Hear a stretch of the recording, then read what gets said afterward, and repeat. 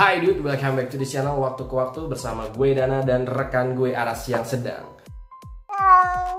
Di video kali ini gue bakal curhat, gue bakal menanyakan sesuatu yang sedang gue galaukan, sedang gue pikirkan, yaitu adalah perlu atau tidaknya gue punya jam tangan G-Shock. Dan di video kali ini gue akan mencoba untuk sharing opini-opini gue, dan juga gue justru ingin mendapatkan feedback dari kalian semua, dari penonton Waktu ke Waktu. Apakah gue perlu memiliki jam tangan G-Shock pada koleksi gue atau tidak. Dan sebelum kita mulai, jangan lupa bagi kalian yang belum subscribe, silahkan subscribe channel ini dan juga tekan tombol loncengnya supaya kalian tetap terupdate jika kita mengupload video dari waktu ke waktu. And let's play!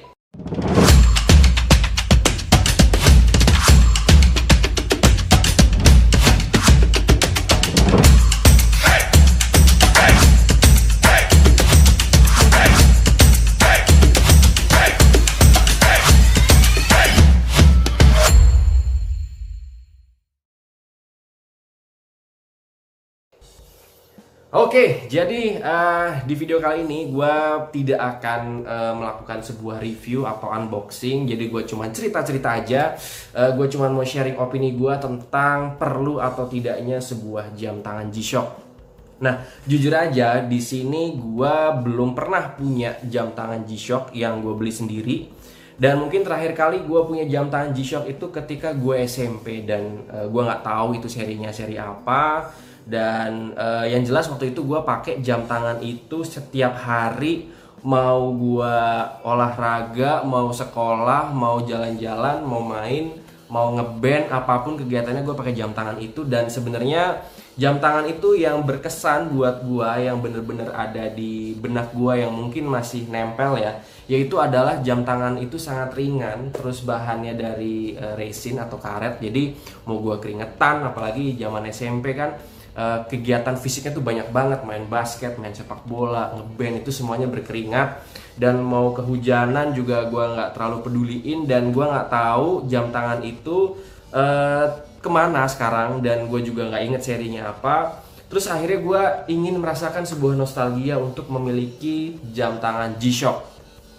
Nah, tapi permasalahannya adalah ketika gue mencoba untuk mencari alasan supaya gue bisa membeli G-Shock, gue bingung apalagi selain dari unsur nostalgia dari masa kecil gue, dimana gue bisa memakai jam tangan G-Shock lagi gitu. Karena sebenarnya dari sisi aktivitas gue tidak perlu jam tangan G-Shock gitu. Jadi kalau menurut pendapat gue ya, jam tangan G-Shock itu cocok buat yang kerjanya mungkin sering outdoor, atau misalkan aktivitasnya cukup tinggi, mungkin sering berkeringat gitu kan, atau membutuhkan kegiatan-kegiatan fisik yang cukup intens gitu. Dan sedangkan kalau gue pribadi, gue tidak memiliki aktivitas yang seperti itu gitu. Lalu yang kedua adalah dari sisi desain. Dari sisi desain ini menurut gue agak susah untuk memilih jam tangan G-Shock gitu. Karena kalau misalkan kita lihat dari modelnya, itu kan kalau menurut pendapat gue ya, itu modelnya itu bener-bener futuristik, bener-bener robotik gitu ya. Jadi bener-bener dia itu modern banget gitu. Jadi itu sebenarnya bertolak belakang dengan selera gue yang selama ini mungkin kalian juga tahu bahwa gue suka sesuatu yang simple, gue suka sesuatu yang slim gitu kan, yang tidak terlalu banyak neko-nekonya gitu. Dan itu membuat gue juga gak susah untuk milih-milihnya. Dan yang ketiga adalah ukurannya. Ukurannya ini menurut gue cukup besar gitu, dan agak susah mencari jam tangan G-Shock yang sesuai dengan ukuran tangan gue. Karena tangan gue itu kecil ya, cuman diameternya tuh kurang lebih lingkarannya sekitar 16 cm. Jadi jam tangan di atas 42 mm itu menurut gue agak maksa gitu untuk gue pakai gitu. Jadi gue juga bingung kalau misalkan gue mau mencari jam tangan G-Shock, itu jam tangan yang seperti apa, model apa gitu. Tapi ada juga beberapa hal yang mendorong gue untuk memiliki alasan yang cukup kuat bisa membeli G-Shock, yaitu adalah menurut gua setiap pecinta jam tangan itu harus memiliki sebuah jam tangan yang tahan banting, yang robust gitu kan, yang bisa dijadiin better watch gitu, jam tangan yang kalau lu pakai jam tangan itu lu hanya fokus pada kegiatannya, lu tidak memikirkan jam tangannya lu mau ke banting, mau masuk ke air, ke hujan-hujanan, mau ke lumpur, apapun lu nggak peduli, yang penting lu bisa melakukan kegiatan yang lu lakukan saat itu, meskipun jarang, cuman menurut gue itu perlu.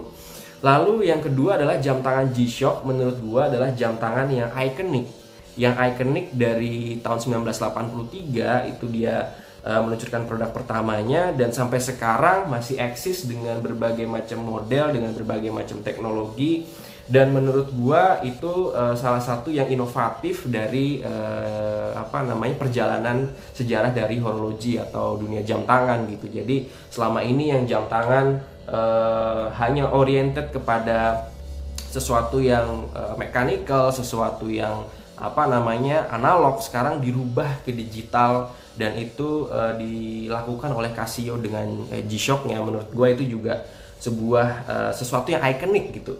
Jadi menurut gue juga harus memiliki jam tangan G-Shock gitu. Jadi kalau misalkan dari pooling yang pernah gue lakukan, apakah kita perlu memiliki jam tangan G-Shock dengan hal-hal yang tadi gue ungkapkan gitu kan. Jadi gue ingin melakukan nostalgia, gue juga mau punya jam tangan yang kuat, yang bener-bener robust. Gue nggak peduli apa yang gue lakukan pada saat itu, gue hanya fokus pada kegiatan tanpa harus memikirkan jam tangan. Mungkin menurut gue jam tangan G-Shock itu yang sangat cocok. Lalu yang ketiga adalah jam tangan G-Shock itu adalah jam tangan yang ikonik juga. Jadi menurut gue kalau gue disuruh pooling, gue akan memilih bahwa kita perlu jam tangan G-Shock. Tapi pertanyaannya, jam tangan G-Shock yang mana yang cocok untuk ukuran tangan yang kecil gitu ya. Dan juga ada beberapa pertimbangan complication atau fitur apa yang sebaiknya gue punya. Itu tadi adalah sharing yang coba gue lakukan di video kali ini. Gue ingin mendapatkan respon dari kalian semua. Terima kasih sudah mendengarkan. Thank you. See you in another video and bye-bye. Oh ya, di video kali ini gue mau wristwatch check dulu, hampir kelupaan. Jadi di video kali ini gue menggunakan jam tangan Orient Kamasu Green Dial yang udah gue review, udah gue unboxing, udah gue curhatin. Kalau kalian penasaran, kalian bisa lihat linknya ada di atas. Thank you, bye-bye.